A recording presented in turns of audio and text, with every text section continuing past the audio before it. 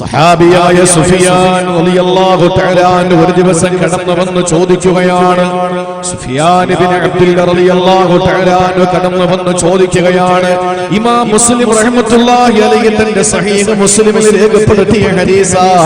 ഒരു ദിവസം ഹബീബായ നബി ഞങ്ങളുടെ മുന്നിലേക്ക് കടന്നു വന്ന സഹാബി വര്യനായ സുഫിയാൻ റളിയല്ലാഹു അൻഹു ചോദിക്കുകയാണ്, യാ റസൂലല്ലാഹ്, ഓ പ്രവാചകരെ, കുല്ലി ഫീ ഇസ്ലാമി ഖൗലാ, ഒരു മുസ്ലിം ഏറ്റവും നല്ല വാക്കായി, ഒരു മുസ്ലിമിനെ സംബന്ധിച്ചിടത്തോളം ഏറ്റവും നല്ല ഒരു ഉപദേശം എനിക്ക് പറഞ്ഞു തന്നാലും നബിയെ, ഒരു ഇസ്ലാമിൽ വിശ്വസിക്കുന്ന ഒരു മനുഷ്യന്റെ ജീവിതത്തിലെ ഏറ്റവും പ്രധാനപ്പെട്ട ഒരു വാചകം നിങ്ങൾ എനിക്ക് പറഞ്ഞു തരുമോ നബിയെ? ലാ അസ്അലു അൻഹു അഹദൻ ഗൈറക, ഈ കാര്യം വേറെ ഒരാളോടും എനിക്ക് ചോദിക്കേണ്ടി വരരുത്, ഈ കാര്യം എനിക്ക് മറ്റാരോടും ഇനി ചോദിക്കേണ്ട അവസ്ഥ വരാൻ പാടില്ല. അങ്ങയോട് ചോദിച്ച ചോദ്യം ഇനി ഒരാൾ വേറൊരാളോട് ചോദിക്കേണ്ട ഒരു സാഹചര്യം വരാത്ത വണ്ണത്തിൽ അങ്ങ് എനിക്കൊരു നല്ല വാചകമെന്ന് പറഞ്ഞു തരൂ ഹബീബേ എന്ന് ചോദിച്ച് സുഫിയാൻ റളിയല്ലാഹു തആല അൻഹു കാരുണ്യത്തിന്റെ തിരുദൂതരുടെ മുന്നിൽ വന്ന് ചോദിക്കുമ്പോ അവിടുന്ന് പറഞ്ഞ മറുപടി എന്തെന്നറിയോ? എന്നെ കേൾക്കാൻ വേണ്ടി ഒരുമിച്ച് കൂടി എന്റെ പ്രിയപ്പെട്ട ദക്ഷിണ കന്നഡയിലെ എന്റെ പ്രിയപ്പെട്ട ഈ സൽമാന എന്ന പ്രദേശത്തുള്ള സയ്യിദ് മല എന്ന മഹല്ലത്തിന്റെ കീഴിലുള്ള എന്നെ കേൾക്കാൻ വേണ്ടി വന്ന എന്റെ പ്രിയപ്പെട്ട കർണാടകത്തിലെ ഈ അനുഗ്രഹീതമായ മജ്ലിസിലേക്ക് കടന്നു വന്ന സഹോദരങ്ങളോട് സഹോദരിമാരോട് പറയുകയാണ്, അല്ലാഹുവിന്റെ ഹബീബ് പറഞ്ഞ മറുപടി എന്തായിരിക്കുമെന്ന് ചിന്തിച്ചു നോക്ക്. അല്ലാഹുവിന്റെ ദൂതരെ, അങ്ങയോട് ചോദിച്ച ഈ ചോദ്യം വേറെ ആരോടും എനിക്ക് ചോദിക്കേണ്ടി വരരുത്. അത്ര രീതിയിൽ ഏറ്റവും ഉദാത്തമായ ഉത്കൃഷ്ടമായ നിലയിൽ എനിക്കൊന്ന് മറുപടി തരുവോ? അത്രയും ഗാംഭീര്യമുള്ള, അത്രയും പവറുള്ള, അത്രയും വീര്യമുള്ള, അത്രയും ആർജവമുള്ള ഒരു ചോദ്യമാണ് ഹബീബിനോട് ചോദിച്ചത് സൽമാൻ സുഫിയാൻ റളിയല്ലാഹു അൻഹു. ആ സമയത്ത് സുഫിയാൻ റളിയല്ലാഹു അൻഹുവിനോട് ഹബീബായ നബി തങ്ങൾ കൊടുത്ത മറുപടി എന്തെന്നറിയോ? എന്തായിരിക്കും എന്റെ പ്രിയപ്പെട്ടവരെ കൊടുത്ത മറുപടി? നൂഹ് നബിയോട് പറഞ്ഞ, ഇബ്രാഹിം നബിയോട് പറഞ്ഞ, അഷ്റഫുൽ ഖൽഖിനോട് പറഞ്ഞ, മൂസ നബിയോടും ഈസ നബിയോടും അല്ലാഹു പറഞ്ഞ ഈ ഉമ്മത്തിന് ശറഅാക്കിയിട്ടുള്ള കാര്യമേതാ? ആ കാര്യം തന്നെയാണ് ലോകത്തിന്റെ നായകൻ അല്ലാഹുവിന്റെ ഹബീബ് പറഞ്ഞു കൊടുത്തത്. നബിയെ, എന്നോടൊരു ഉപദേശമായെന്ന് പറഞ്ഞാൽ ഒരു മുസ്ലിം പറയുന്ന ഏറ്റവും നല്ല വാക്കേതാണ്? ഒരു മുസ്ലിമിനോട് കൊടുക്കേണ്ട ഏറ്റവും നല്ല ഉപദേശം ഏതാണെന്ന് ചോദിക്കുമ്പോ അല്ലാഹുവിന്റെ ഹബീബ് പറയുകയാണ്, ഖുൽ ആമന്തു ബില്ലാഹ്, പറയൂ സുഫിയാനേ, അല്ലാഹുവിനെ കൊണ്ട് വിശ്വസിക്കുന്നു എന്ന്. ആകാശം പൊട്ടിപ്പിളർന്നാലും ഭൂമി പൊട്ടിപ്പിളർന്നാലും സാഗരങ്ങൾ കരയിലേക്ക് ഇരച്ചേറിയാലും മാമലകൾ പൊട്ടിപ്പിളർന്നാലും പറയൂ സുഫിയാനേ, ആമന്തു ബില്ലാഹ്, ആമന്തു ബില്ലാഹ്, ആമന്തു ബില്ലാഹ്, എനിക്ക് അല്ലാഹുവിൽ വിശ്വാസമുണ്ടെന്ന് പറയുക. ആ കിടക്കുന്ന മഹാനായ ഈമാന്റെ പവർ കൊണ്ടല്ലേ അല്ലാഹുവിന്റെ ആരിഫീങ്ങൾ, ആ ആരിഫീങ്ങളുടെ ലോകത്തിൽ എത്തപ്പെട്ട ഈമാന്റെ പവർ കൊണ്ടല്ലേ അമ്പിയാക്കളുടെ പ്രിയപ്പെട്ട സഹാബത്തിനോട് പറഞ്ഞത്. ലോകത്തുള്ള മുഴുവനും മനുഷ്യരോടും അല്ലാഹുവിന്റെ പ്രഖ്യാപനം അത് തന്നെയാണ്, ആമന്തു ബില്ലാഹ്. പറയൂ നബിയെ, പറയൂ സഹാബ, പറയൂ സഹാബ, പറയൂ ലോകരെ. അല്ലാഹുവിന്റെ ഹബീബ് പറയുന്നു, ഖുൽ ആമന്തു ബില്ലാഹ്. ഏത് പ്രതിസന്ധി വന്നാലും ഒരു മുഅ്മിനാണെന്ന് തന്നെ ഇടത്തോടെ പറയുക. ആരുടെ മുന്നിലും ഭയം പതറച്ചുകൊണ്ട് ഈമാനില്ലാത്തവനാണെന്ന് പറയണ്ട. എന്തിന്റെ മുമ്പിലും ഏതിന്റെ മുന്നിലും ആർജവത്തോടെ പറയണം, ആമന്തു ബില്ലാഹ്, ഞാൻ അല്ലാഹുവിനെ കൊണ്ട് വിശ്വസിക്കുകയാ. അങ്ങനെ പറഞ്ഞാല് മാത്രം പോരാ സഹോദരങ്ങളെ, ഒരു വട്ടം അങ്ങനെ പറഞ്ഞാല് മാത്രം പോരാ. വാള് കാണുമ്പോ, കത്തി കാണുമ്പോ, കടാര കാണുമ്പോ, ഏതെങ്കിലും ആയുധങ്ങൾ കാണുമ്പോ ഇല്ല ഞാൻ മുഅ്മിനല്ല എന്ന് പറഞ്ഞിട്ട് നിൽക്കുന്ന വിശ്വാസത്തിന്റെ ഊർജ്ജത്തിൽ ചെന്ന് പിന്നോട്ട് പോകലല്ല. അതുകൊണ്ടാണ് റസൂലുള്ളാഹി പറഞ്ഞത്, ഖുൽ ആമന്തു ബില്ലാഹ്, ഞാൻ അല്ലാഹുവിനെ കൊണ്ട് വിശ്വസിക്കുന്നു എന്ന് പറയുക മാത്രമല്ല, സുഫിയാൻ തങ്ങളോട് പറയുകയാണ്, ആ പറയുന്ന വിഷയത്തിൽ നിങ്ങൾ അടിയുറച്ച് നിൽക്കണമെന്ന്, ആ പറയുന്ന വിഷയത്തിൽ നിങ്ങൾ അടിയുറച്ച് നിൽക്കണമെന്ന് അല്ലാഹുവിന്റെ ഹബീബ് നബി മുഹമ്മദ് മുസ്തഫ സല്ലല്ലാഹു അലൈഹി വസല്ലം തങ്ങൾ പഠിപ്പിക്കുകയാണ്. അങ്ങോട്ടുള്ളത് കുറച്ച് വെച്ചു. ഇങ്ങോട്ടുള്ള ഹബീബേ ഹലോ അങ്ങോട്ടുള്ളത് പരമാവധി കുറച്ച് കൊടുത്തോളി, അവര് കേൾക്കട്ടെ. ഇങ്ങോട്ടുള്ളത് കൂട്ടണം. അല്ലാഹു മനസ്സിലാക്കാനുള്ള തൗഫീഖ് തരട്ടെ. അല്ലാഹു മനസ്സിലാക്കാനുള്ള തൗഫീഖ് തരട്ടെ. ഇപ്പൊ മറ്റേ കൈമുക്കലൊക്കെ തീർന്നു. കർണാടകയിലെ കാസർഗോഡ് ജില്ലയുടെ ഈ എൻഡിലും മാത്രമാണ് ഇങ്ങനെ ഒരു നല്ല പ്രവൃത്തി കാണാൻ പറ്റുന്നത്. എന്ത് ദ്വാരത്തോടെ കൈ ഉയർത്തിയിട്ട് ആമീൻ പറയുന്ന ഒരു നല്ല തലമുറ. അല്ലാഹു അത് ലോകത്തുള്ള എല്ലാ പ്രദേശങ്ങളിലും അത് ഇവിടുന്ന് സ്പ്രെഡായി അല്ലാഹു വ്യാപിച്ച് അത് എല്ലാവർക്കും ആ ഒരു നല്ല പ്രവൃത്തി ചെയ്യാനുള്ള തൗഫീഖ് നൽകട്ടെ. എന്റെ പ്രിയപ്പെട്ട സഹോദരങ്ങളെ, നമ്മൾ എന്ത് വേണം? എവിടെയും പറയണം ഞാനൊരു മുഅ്മിനാണ്. ഇതിനപ്പുറം എന്ത് വാക്കായി അല്ലാഹുവിന്റെ ഹബീബ് പഠിപ്പിക്കേണ്ടത്? ഞാനൊരു മുഅ്മിനാണ്, ഞാനൊരു വിശ്വാസിയാണ്. അത് പറയുക മാത്രമല്ല, ശേഷങ്ങൾ പറഞ്ഞു അതിന് അടിയുറച്ച് നിൽക്കുക കൂടി വേണം. ചുമ്മാക്കൂല. ഞാനൊരു മുഅ്മിനാണെന്ന് പറയുക മാത്രമല്ല, ഏത് പ്രതിസന്ധി വന്നാലും അതിൽ അടിയുറച്ച് നിൽക്കാൻ എനിക്ക് കഴിയണം. സഹാബി സുഫിയാൻ റളിയല്ലാഹു അൻഹു ഹബീബായ നബി തങ്ങളോട് അടുത്ത് വന്നിട്ട് ചോദിച്ച ചോദ്യത്തിന് മറുപടിയായി നബി തങ്ങൾ പറഞ്ഞു, ഇനി ആരോടും നീ ഇതിനെപ്പറ്റി ചോദിക്കണ്ട. ഒരു മുസ്ലിമിനെ സംബന്ധിച്ചിടത്തോളം ഏറ്റവും ഹൈ ക്ലാസ് അങ്ങേ അറ്റത്തെ വാചകം ഞാൻ നിനക്ക് പറഞ്ഞു തരാം. നീ മുഅ്മിനാണെന്ന് സമ്മതിക്കുക എവിടെയും. എന്നിട്ട് അതിന്റെ പേരിൽ നിന്റെ തല പോയാലും, അതിന്റെ പേരിൽ നിന്റെ കൈകാലുകൾ മുറിക്കപ്പെട്ടാലും, അതിന്റെ പേരിൽ നിന്നെ കത്തിക്കരിച്ച് ചാമ്പലാക്കിയാലും, അതിന്റെ പേരിൽ നിന്നെ തുണ്ട് പീസാക്കി വെട്ടി നുറുക്കിയാലും നീ അടിപതറരുത്. നീ ഉറക്കെ വിളിച്ചു പറയണം, ആമന്തുബില്ലാ, ഞാൻ എന്റെ റബ്ബിനെ കൊണ്ട് വിശ്വസിക്കുന്നു. അല്ലാഹു ആ ഒരു നല്ല ഈമാൻ എനിക്കും നിങ്ങൾക്കും അല്ലാഹു നൽകി അനുഗ്രഹിക്കുമാറാവട്ടെ. അതല്ലാതെ മുഅ്മിനാണെന്ന് പറയുകയും ഇന്നത്തെ ഗവൺമെന്റ് ഉദ്യോഗസ്ഥർ, ഞാൻ ആരെ കുറ്റം പറയുന്നതല്ല, ഞാനൊരു സമൂഹത്തെ ഒരു സമാജത്തെ മാത്രം ഞാൻ തെരഞ്ഞെടുപ്പിച്ചിട്ട് ഞാനൊന്നും പറയുന്നതല്ല. ഗവൺമെന്റ് സ്ഥാപനങ്ങളിൽ ഞാൻ വേദന കൊണ്ട് പറയാൻ, ഗവൺമെന്റ് ഉദ്യോഗതലത്തിൽ എങ്ങനെയെങ്കിലും കയറിപ്പറ്റി ആ ഉദ്യോഗതലത്തിൽ ഉദ്യോഗസ്ഥനായിരിക്കും അദ്ദേഹത്തിന്റെ ഓഫീസിലേക്ക് ആരെങ്കിലും കടന്നു വന്ന് അസ്സലാമു അലൈക്കും എന്ന് പറഞ്ഞാൽ ആ സാധു 10,000-30,000 രൂപ ദുനിയാവിന്റെ ശമ്പളം വാങ്ങുന്ന സാധു പറയും, ഞാൻ ഇവിടെ ഒരു മുസ്ലിമാണെന്നും പറഞ്ഞല്ല ഇരിക്കുന്നത്, എന്റെ ജോലി തെറിച്ചു പോകും, അങ്ങനെ ഒന്നും പറയല്ലേ എന്ന് പറയുന്ന ദയനീയ അവസ്ഥ. 30,000 രൂപയ്ക്ക് കളയാനുള്ളതാണോ ഈ പരിശുദ്ധമായ ഈമാൻ എന്ന് പറയുന്നത്? ചിന്തിച്ചു നോക്കൂ. ഗവൺമെന്റ് ഇവിടെ ഉണ്ടോ എന്ന് എനിക്കറിയില്ല. കേരളത്തിന്റെ പല ഗവൺമെന്റ് സ്ഥാപനങ്ങളിൽ കയറി ചെന്നിട്ട് നമ്മൾ കയറി ചെന്നാൽ നമ്മളെ ആലുവ മണപ്പുറത്ത് കണ്ട പരിചയം പോലും കാണിക്കൂല. എന്താണെന്നറിയോ? ഞാനൊരു പള്ളിയിൽ കയറുന്ന മുസ്ലിമാണെന്ന് അറിഞ്ഞാൽ മേലുദ്യോഗസ്ഥൻ എന്നെ പിരിച്ചുവിട്ടാലോ എന്റെ ശമ്പളം പോയി, എന്റെ പെൻഷൻ കിട്ടാതെ വരും. അപ്പൊ ഭൗതികതയ്ക്ക് വേണ്ടിയിട്ട് താനൊരു മുസ്ലിമാണെന്നതുപോലെ മറച്ചു വെക്കുന്ന ഏറ്റവും ദുർഗതിയിലേക്ക് ഇന്നത്തെ തലമുറ എത്തപ്പെട്ടെങ്കിൽ മുഅ്മിനാണെന്ന് പറഞ്ഞിട്ട് കാര്യമില്ല. അടി ഉറച്ചു നിൽക്കാൻ പഠിക്കണം. എന്തിനാ പേടിക്കുന്നത്? ഞാനൊരു മുഅ്മിനാണെന്ന് തന്റെ ഇടത്തോടെ പറയും. ഇതിലപ്പുറം അഭിമാനം എന്താണ്? നമ്മൾ SKSSF-കാരനാണെന്ന് SKSF-ന്റെ പ്രവർത്തകർ പറയുന്നു. നിന്നെ SKSSF-ൽ ആക്കുന്നതിന്റെ ബേസ് ആയിട്ടുള്ള മെമ്പർഷിപ്പ് മുസ്ലിം അല്ലേ?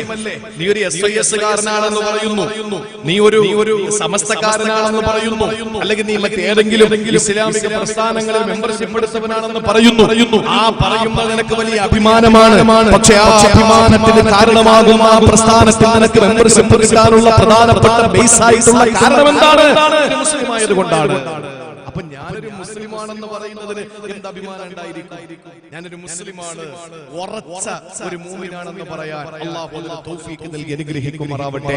അങ്ങനെ ഒരിക്കലും ചാഞ്ചാട്ടമില്ലാത്ത, ഒരിക്കലും അങ്ങോട്ടും ഇങ്ങോട്ടും ചാഞ്ചാടി പോകാത്ത ഈമാൻ, ആ ഈമാൻ ഇസ്തിഖാമത്ത് എന്നാണ് അതിന് പറയുക. ആ ഇസ്തിഖാമത്തിന് അടയാളം എന്താണെന്നറിയോ? ഇത് ബഹുമാനപ്പെട്ട റബ്ബാണ് ഉസ്താദ് പറഞ്ഞല്ലോ, ഈ സ്ഥലത്തിന് അറബിയിലെ പേരെന്താണ്? ജബലു സയ്യിദ് എന്ന് പറഞ്ഞാൽ സയ്യിദു മല. എന്നാൽ ഇവിടെ ജബലുണ്ടോ? ഇത് തന്നെ ഒരു പർവ്വതമാണ്. എന്നാൽ ഇതുപോലെ ആകണം നിങ്ങൾ.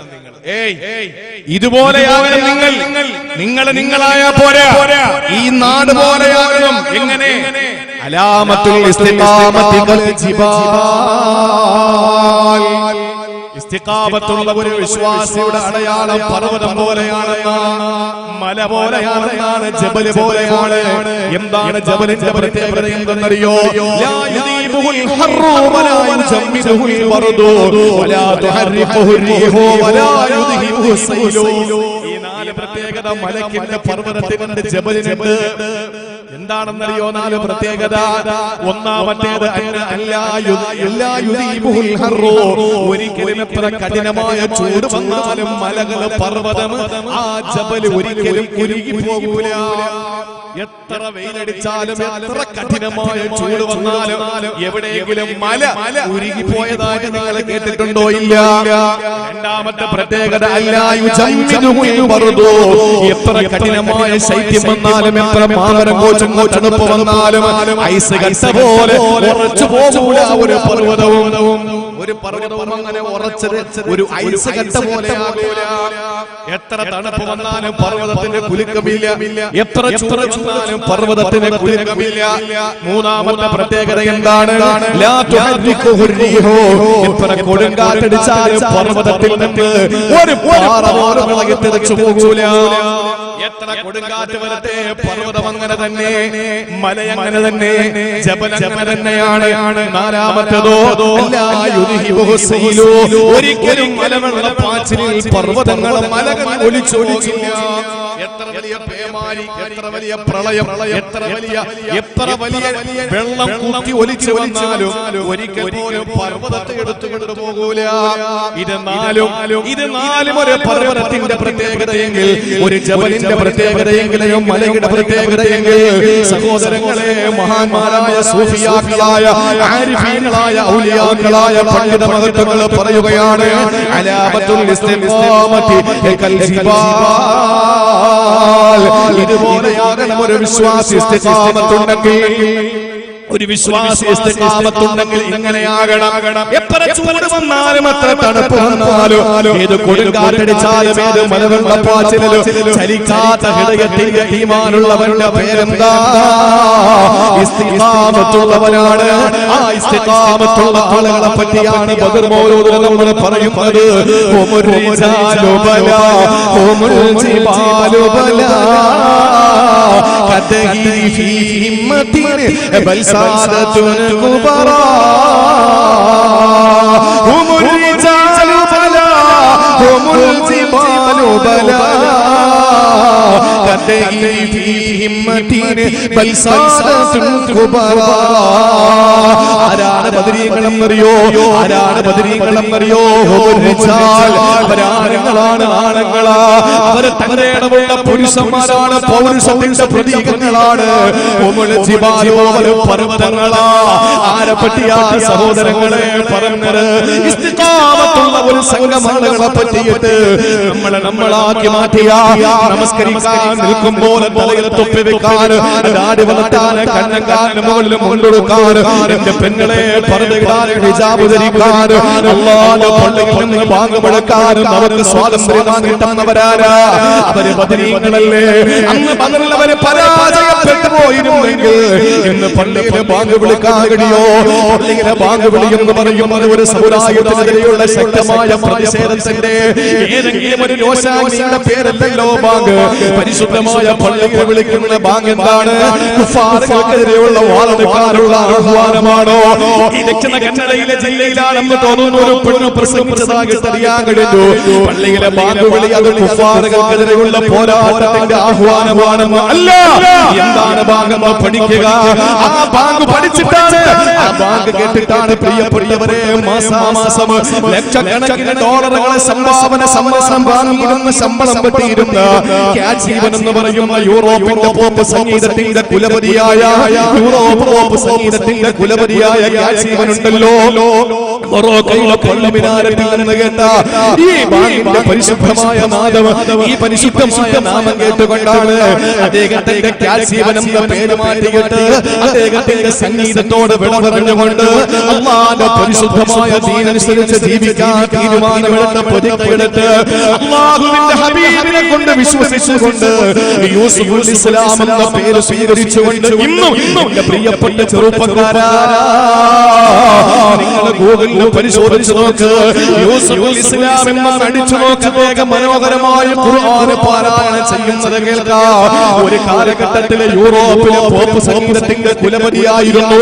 ആ കാലഘട്ടത്തിൽ അദ്ദേഹത്തിന് മാസാമാസം ലക്ഷക്കണക്കിന് ഡോളറുകളാണ് ശമ്പളം വാങ്ങിയിരുന്നത്. അയാളുടെ മനസ്സിനെ പരിവർത്തിപ്പിച്ച ഏതാണ്? മൊറോക്കയിലെ പള്ളി മിനാരത്തിൽ നിന്ന് കേട്ട പരിശുദ്ധമായ ബാങ്കിന്റെ നാദമാണ്. ഇന്ന് ബാങ്കിന്റെ പേരുകൾ പറഞ്ഞിട്ട് അതല്ല ആഹ്വാനമാണ്, കുഫാറുകൾക്കെതിരെയുള്ള ആഹ്വാനമാണെന്ന് ഇവിടെ മാലികയ്ക്ക് 40 വട്ടം പ്രസംഗിച്ച് നടക്കുമ്പോ, ആണും പെണ്ണും പ്രസംഗിച്ച് നടക്കുമ്പോ, വലുതും ചെറുതും പ്രസംഗിച്ച് നടക്കുമ്പോ ഒന്ന് ചിന്തിക്കണേ, അല്ലാഹുവിന്റെ പരിശുദ്ധമായ പള്ളിയുടെ മിനാരത്തിൽ മുഴങ്ങി കേൾക്കുന്ന ബാങ്ക് എന്താണ്?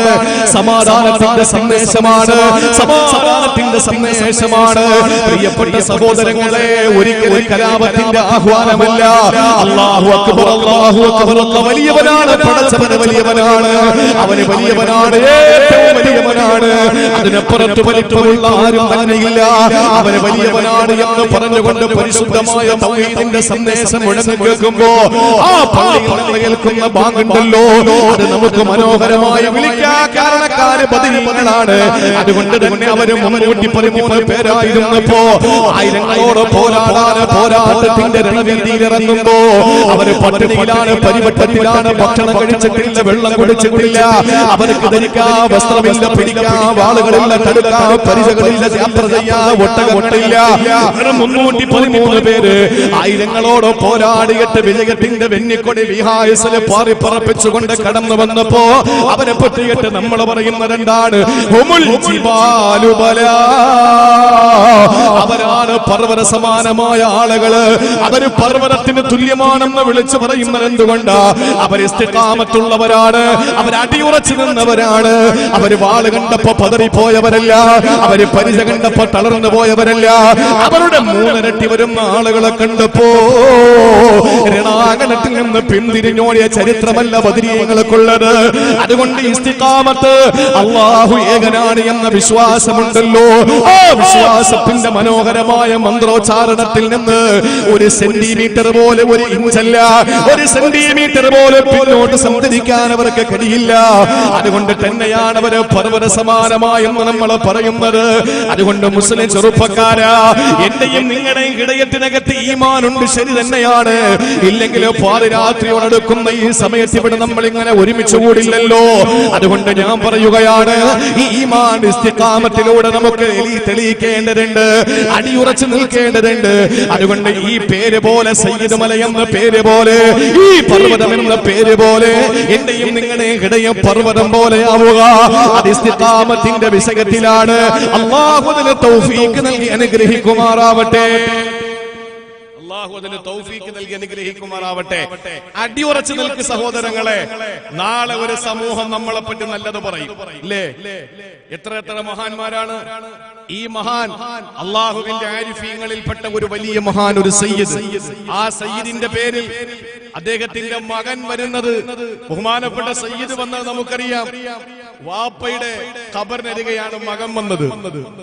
ഈ കാണുന്ന പുരുഷാരം എന്നതിന്റെ പേരിലാണ്. ഇവിടെ ആർക്കെങ്കിലും എന്തെങ്കിലും കൊടുക്കുന്നുണ്ടോ? ഇവിടെ ആർക്കെങ്കിലും എന്തെങ്കിലും ഭൗതികമായി എന്തെങ്കിലും എഴുതി കൊടുക്കുന്നുണ്ടോ? ഇവിടത്തെ ഏതെങ്കിലും കുറച്ച് വസ്തു പുരയിടം ആർക്കെങ്കിലും എഴുതി കൊടുക്കുന്നുണ്ടോ? ഒന്നുമില്ല. പിന്നെ വന്നത് എന്തിന്റെ പേരിലാണ്? ഈ ഒരുമിച്ച് കൂടലും നമ്മുടെ ഈ സംഗമവും ഒക്കെ ആ മഹാനുഭാവന്റെ പേരിലാണ്. ആ മഹാനുഭാവനെ ഓർത്തുകൊണ്ട്, സ്മരിച്ചുകൊണ്ട്, അദ്ദേഹത്തിന്റെ ആ സ്മരണയിലല്ലേ നമ്മൾ ഇവിടെ ഒരുമിച്ച് കൂടിയത്. അപ്പൊ നിങ്ങൾ ആലോചിച്ച് നോക്കൂ, അവർ ഈ പദവിയിലെത്തി എന്തുകൊണ്ടാണ്? അവർ ഇസ്തിഖാമത്തുള്ളവരായിരുന്നു.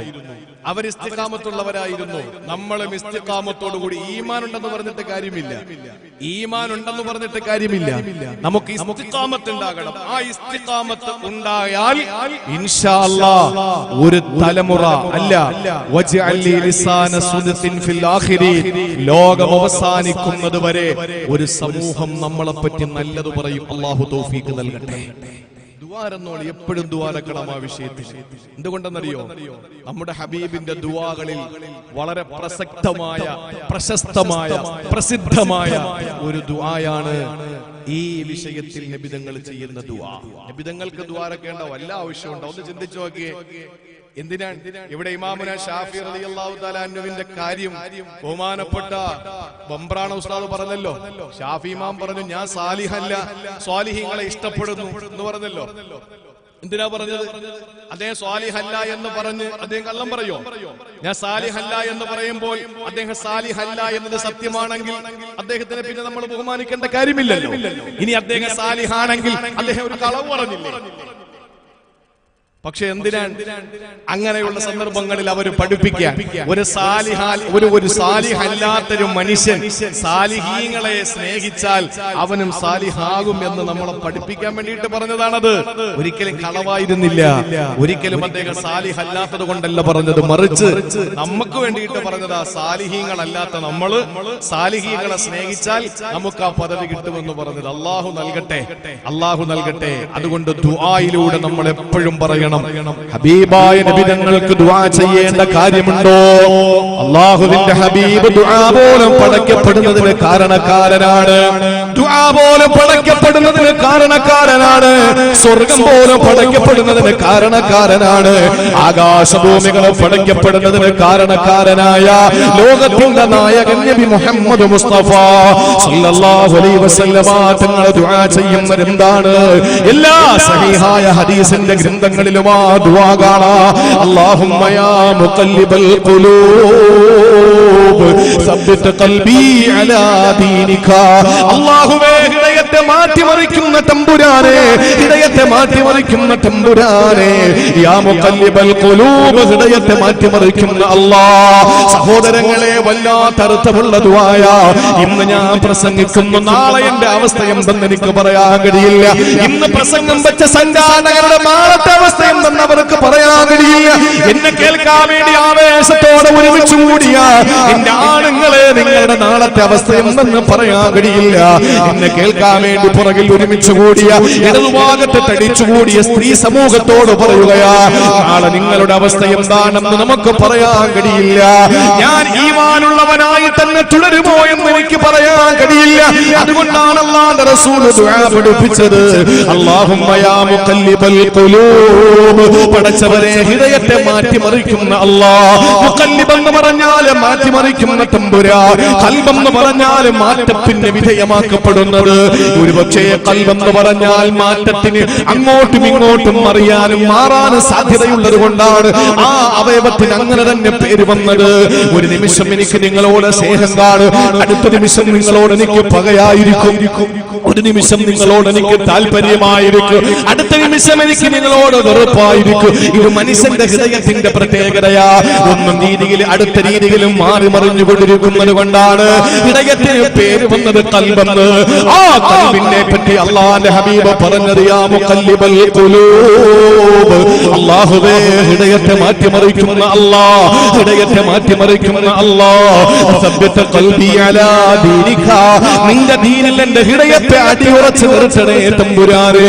ഇസ്തിഖാമത്ത് നൽകണേ അല്ലാഹ്. ഹൃദയപ്പൊരിക്കലിച്ച് വ്യതിചലിച്ചു പോകുന്ന ഒരവസ്ഥ വരുത്തല്ലേ തമ്പുരാനെ. ഇത് പറയാനുള്ള കാരണം എന്തെന്നറിയോ? മറ്റൊരു ഹദീസിൽ ഹബീബായ നബി തങ്ങൾ പറയുകയാണ്, ആ ഹദീസ് നമ്മെ ഭയപ്പെടേണ്ടതാണ്. ആ ഹദീസുകൾ നമ്മെ വല്ലാതെ പേടിപ്പിക്കുകയാ. ആ ഹദീസിന്റെ ആശയം മനസ്സിലാക്കുന്ന ഒരാൾ നെഞ്ച് പൊട്ടിയിട്ടല്ലാതെ ഇവിടെ നിന്ന് എഴുന്നേറ്റ് പോകാൻ കഴിയില്ല. ഈ ഹദീസ് മനസ്സിലാക്കിയ ഒരാൾ, ഈ ഹദീസ് ആശയം സമ്പന്നമായ നിലയിൽ മനസ്സിലാക്കുന്ന ഒരാൾ പാതിരാത്രി എഴുന്നേറ്റ് പൊട്ടിക്കരഞ്ഞാലും അവരുടെ ആ ഒരു സങ്കടം തീരൂല. എന്താണ് റസൂലുള്ളാഹി പറഞ്ഞതെന്നറിയോ? ഇന്നൽ ഖുലൂബ ബൈന അസ്ബഅൈനി മിൻ അസാബിഇല്ലാ. അല്ലാഹുവിന്റെ രണ്ട് വിരലുകളുടെ ഇടയിലാണത്രേ, അല്ലാഹുവിന്റെ രണ്ട് വിരലുകളുടെ ഇടയിലാണത്രേ ഓരോ മനുഷ്യന്റെയും ഹൃദയമുള്ളത്. യുഖല്ലിബുഹാ കൈഫ യശാ, അവൻ ഉദ്ദേശിക്കുന്ന രീതിയിൽ അത് മറിച്ചുകൊണ്ടിരിക്കുമത്രേ. അല്ലാഹു ഹൃദയത്തെ ഇങ്ങനെ മറിച്ചുകൊണ്ടിരിക്കുമത്രേ. എന്റെ പ്രിയപ്പെട്ട മുസ്ലിമേ, ഭയപ്പെടണ്ടേ. നമ്മുടെ ഈമാൻ അല്ലാഹു നൽകി ആദരിച്ചതിന്റെ പേരിലാണ് നമ്മൾ ഇവിടെ ഒരുമിച്ച് കൂടിയത്.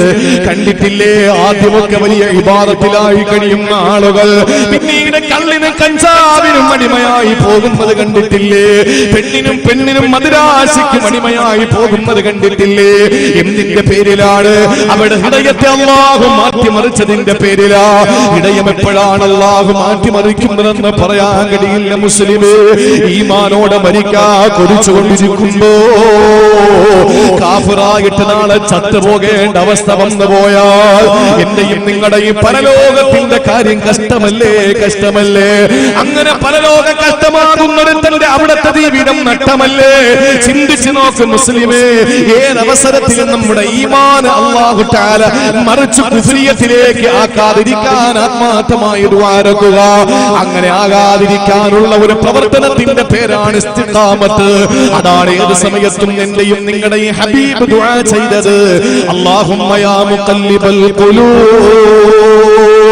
സബ്ബിത് ഖൽബി അലാ ദീനിക യാ മുഖല്ലിബൽ ഖുലൂബ്. ഹൃദയങ്ങളെ മാറ്റി മറിക്കുന്ന തമ്പുരാനെ, വിരലുകളുടെ ഇടയിൽ ഓരോരുത്തരുടെ ഹൃദയം വെച്ചിട്ട് അങ്ങോട്ടും ഇങ്ങോട്ടും ചലിപ്പിക്കുന്ന അല്ലാഹുവേ, സബ്ബിത് ഖൽബി അലാ ദീനിക, എന്റെ ഹൃദയത്തെ ഈമാനിൽ ഉറപ്പിച്ചു നിർത്തണേ അല്ലാഹ്.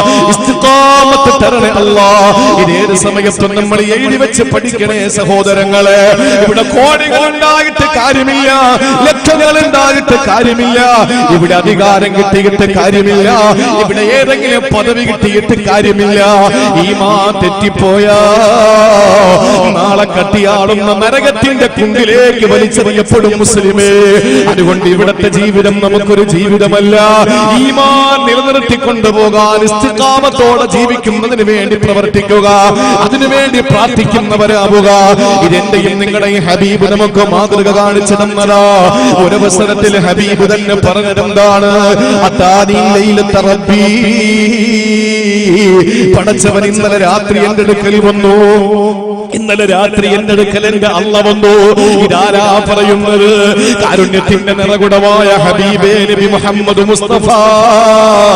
തമാശയ്ക്ക് പോലും ആ റിസാലത്തിന്റെ പൊൻചമ്പകപ്പൂ ചുണ്ട് ചലിപ്പിച്ചുകൊണ്ട് കളവ് പറഞ്ഞിട്ടില്ല. ആകാശലോകത്തിന്റെ അപ്പുറത്ത് നിന്ന് അല്ലാഹു അറിയിക്കാത്ത സന്ദേശമൊന്നും ഇന്ന് വരെ ലോകത്ത് പറഞ്ഞിട്ടില്ല. ഇന്ന് വരെ ഒരു അക്ഷരം പോലും പറഞ്ഞിട്ടില്ല. ഒരു ചോദ്യം ഒരാൾ ചോദിച്ചപ്പോൾ പറഞ്ഞതെന്താണ്? എനിക്കറിയില്ല, ഞാൻ ജിബ്രീൽ വന്ന് ചോദിച്ചിട്ട് പറയാ.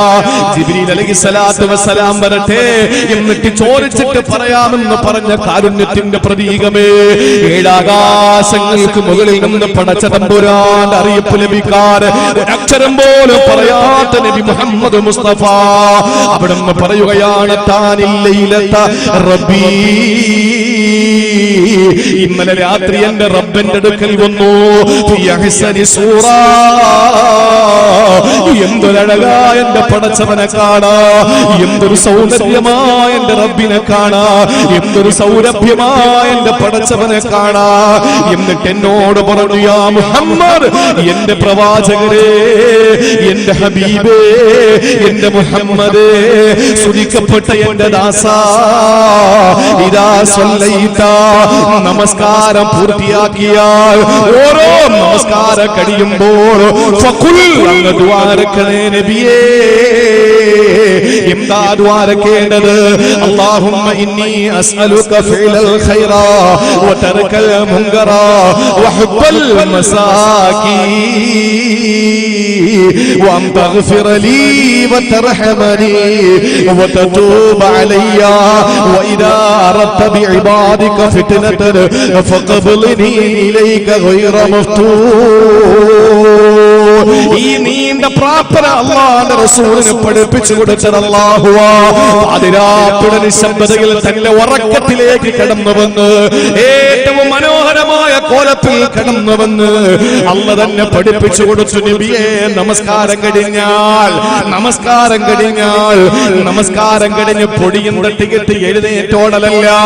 ഇന്ന് ബിദഈ പ്രസ്ഥാനത്തിന്റെ അപ്പോസ്തലന്മാരെ ചെയ്യുന്നത് കണ്ടിട്ടില്ലേ? നമസ്കാരം കഴിഞ്ഞ് പൊടിയും തട്ടികെട്ടി എന്നെ കൊണ്ട് ഇനിയുള്ളത് പറ്റൂല, ഇനിയുള്ളത് എന്നെ കൊണ്ട് പറ്റൂല, ഞാൻ ഇത്രയും ചെയ്തില്ലേ, എനിക്ക് ഇനി ഒന്നിനും കഴിയില്ലെന്ന് പറഞ്ഞു പൊടിയും തട്ടികെട്ട് എഴുന്നേറ്റ് പോകലല്ല. അവിടെ ഇരിക്കുക, എന്നിട്ട് രണ്ട് കരങ്ങൾ ആകാശത്തിലേക്ക് ഉയർത്തുക. കരകയറ്റുക. എന്നിട്ട് സർവാധിപതിയായ സർവേശ്വരനായ സർവഗുണ സമ്പൂർണനായ സർവലോക സത്യസ്ഥിതി സംഹാരകർത്താവായ സർവലോകത്തിന്റെയും അധിപനായ അല്ലാഹുവിന്റെ മുന്നിൽ കരങ്ങൾ നീട്ടുക. എന്നിട്ട് ദ്വാരക്കടമെന്താ? അല്ലാഹുമ്മ ഇന്നി അസ്അലുക ഫീലൽ ഖൈറാത്ത്. അല്ലാഹുവേ, നല്ലത് പ്രവർത്തിക്കാൻ തൗഫീഖ് തരണേ അല്ലാഹ്.